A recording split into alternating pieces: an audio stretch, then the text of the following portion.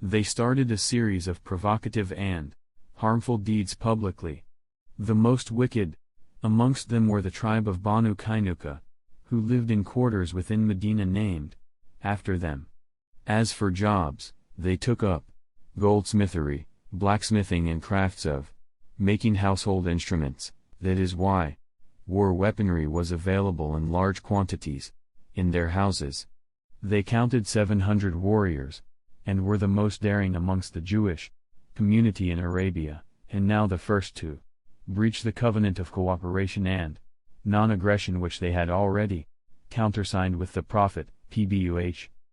Their behavior grew too impolite and unbearable. They started a process of troublemaking, jeering at the Muslims, hurting those who frequented their bazaars, and even intimidating their women. Such things began to aggravate the general situation, so the Prophet, PBUH, gathered them in assemblage, admonished and called them to be rational, sensible and guided and cautioned against further transgression. Nevertheless they remained obdurate and paid no heed to his warning, and said, "Don't be deluded on account of defeating some Qurayshites inexperienced in the art of war. If you were to engage us in fight, you will realize that we are genuine war experts." In this regard, the words of Allah were revealed, saying, "Say, O Muhammad, PBUH, to those who disbelieve, you will be defeated and gathered together to hell, and worst indeed is that place to rest. There has already been a sign for you, O Jews, in the two armies that met in combat, i.e. the Battle of Badr. One was fighting in the cause of Allah, and as for the other, they were disbelievers. They, the believers, saw them, the disbelievers, with their own eyes twice their number, although they were thrice their number.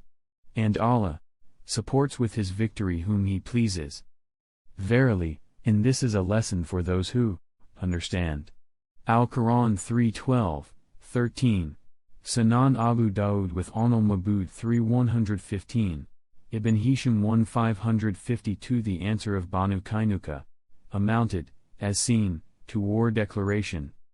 The Prophet, PBUH, suppressed his anger and advised the Muslims to be patient and forbearing and wait for what time might reveal.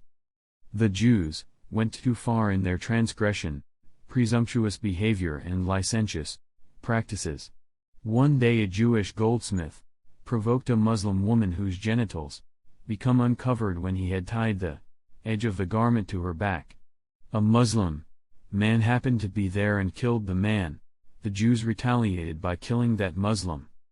The man's family called the Muslims for help, and war started. Ibn Hisham 247,48.